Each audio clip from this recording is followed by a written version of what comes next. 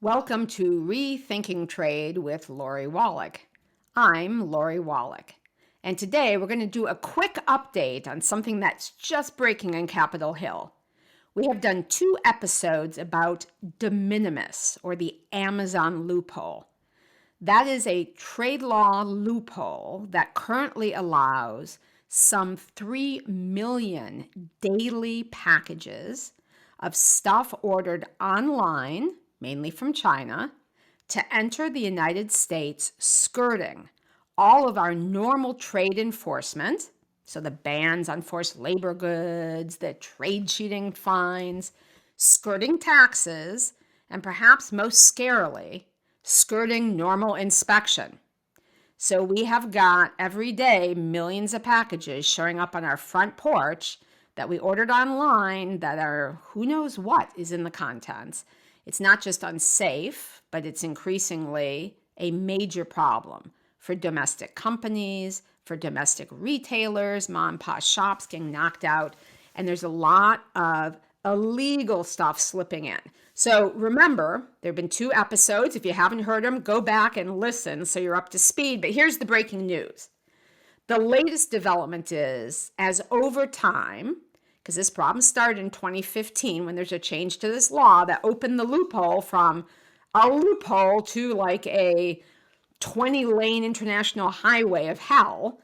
We now have seen so much stuff coming in every day through this loophole, that really dangerous stuff like fentanyl, like honest to God, illegal dangerous stuff, not just like pretty dangerous stuff like bicycle helmets that don't actually protect your head that are fakes. So this fentanyl flood has led to a lot of police organizations and families of people whose kids have had fentanyl delivered to the front door joining this fight that previously had been U.S. companies, consumer groups, unions. And the pressure is so hot that it was looking like maybe the piece of legislation that's a bipartisan bill written by a congressman named Congressman Blumenauer, who's from Oregon, who actually historically has been a major free trade leader. He's the guy who's the most senior guy in the Trade Committee in Congress. That guy, with a Republican partner, wrote a bill that would try to close this loophole. And it was a pretty smart bill and really sort of clean and enforceable. So everyone thought, woohoo, that might actually move. And then the Republicans who lead the committee, they're the majority in the House, so they decide what does and doesn't get to the floor. They announced they're going to mark up bills. What is a markup? That is just a way of saying processing a bill in committee to get it ready to go to the floor. So the process of a bill is someone writes a bill, any member of Congress can. You put it in, it gets referred to a committee. The committee has to deal with it. Otherwise, it just sits there swimming around in a big barrel of bills. So for a markup, that's the first step to get to an actual vote for something to become legislation. So they announced a markup, and everyone thought, ooh, they're going to do de minimis reform. Excellent. And then there's this incredibly cynical detour. And instead of doing Mr. Blumenauer's bill with his Republican partners as a bunch of co-sponsors, they come up with a different bill from a congressman named Murphy from North Carolina that basically is a dead-end bill that pretends to fix the loophole but actually would make no difference. It's a totally unenforceable bill. So Mr. Blumenauer's bill just says, hey, no de minimis imports from a certain list of countries that basically meet criteria. And that would just cut out the imports from China, which at least for a year or 2 would mean a huge difference in the stuff sneaking in. Now, the Republican bill looks pretty smart on paper. It says, let's not just ban everything coming from China, but let's ban everything that is actually subject to trade cheating fines. And there are a whole different set of statutes under which stuff that's subsidized or is forced labor or whatever is supposed to be kept out. And the way you're supposed to be able to distinguish that, and the Murphy bill does this, is you look at the tariff line, the category of the good. And so here's the complicating factor. When you practically have 3 million packages coming in a day, even though on paper that sounds good, how the heck are you going to distinguish between, say, the 3,000 categories of goods that are subject to those penalties, so they should be kept out, versus like the, 3,000 goods that aren't subject to the penalties that can come through? It makes it really unenforceable. And as the markup was going on, I was in the room, some really smart questions are being asked, like, okay, so if your thing works and we figure out a way to enforce it, does that keep out all the stuff sneaking through this loophole or what?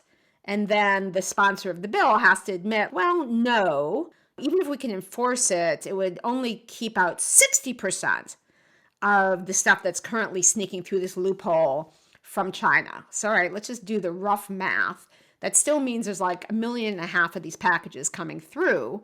So then like the police organizations and the fentanyl families, start passing notes to the members of Congress saying, well, that's not going to have saved my kid or save some future family, because if it's still 1.5 million packages, even if you can enforce it, you still can bury the illicit stuff. There still are, all these packages are skirting taxes and inspection. So even if it worked and you could stop the trade cheating stuff, but then of course the better question got asked, which is, how the hell are you going to actually enforce it? If the best case scenario, if it's enforced, is it only catches 60% of the stuff in the loophole, how are you going to enforce it? And then you realize it's just not practical.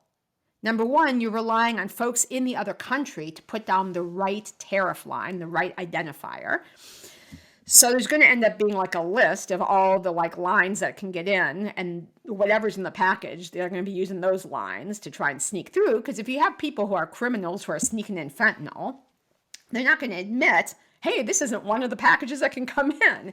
So basically, the bottom line was, as the debate played out, it became clear, A, if it worked, 40% of the stuff would come in uninspected, untaxed, and have all the dangers to fentanyl poisoning, to unsafe products, to hurting U.S. manufacturers and retailers. But then number two, you wouldn't even get the best case scenario because you couldn't enforce it. So then what happens? Well, this is what's the heartbreak, because there were some Republicans who were asking good questions, as well as Democrats asking good questions about these problems. In the end, the bill gets passed out of the committee on a party line vote.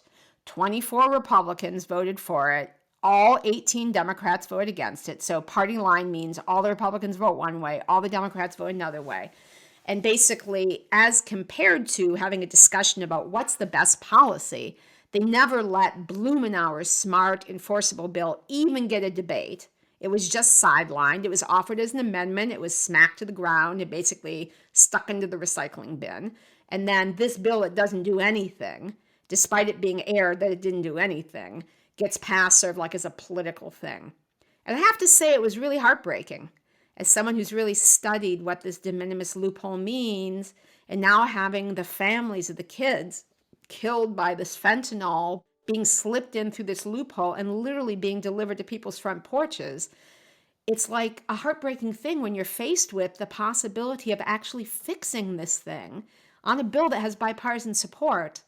But then what happens in this markup in this committee is it's like worse than not doing anything. They did such a cynical thing because they basically did the thing where they can pretend they fixed it. But it's like worse than not fixing it. It was really heartbreaking. And I wanted to send that update from the committee because it was super confusing. But as someone who sat there and watched this whole thing play out, I recommend you go back and listen to the other podcast episodes about de minimis, please, to get informed if you already haven't listened. And if you have listened, and now once you get up to speed, I'm going to be on top of this because it's not a dead letter. So what does it mean when it came out of committee? It doesn't mean it's going to the House floor because for a variety of reasons related to the general chaos in the House of Representatives right now, if all the Democrats are against it, maybe it can't even get a vote because the Republicans can't exactly control the floor with their small margin. But it's probably going to pop up in the Senate. And de minimis, the fix, may be the only damn trade thing that gets a vote and gets passed in this Congress because the problem is so acute now, there really is a bipartisan sense of urgency to do something. So I'm going to be on it for you guys, trying to find out if actually they're going to fix the damn problem. It was just really heartbreaking, and that's why I wanted to give you the blow-by-blow. And again, I promise to send another update if anything starts to move on this one way or the other. But thanks for listening. This is Lori Wallach from Rethinking Trade with Lori Wallach.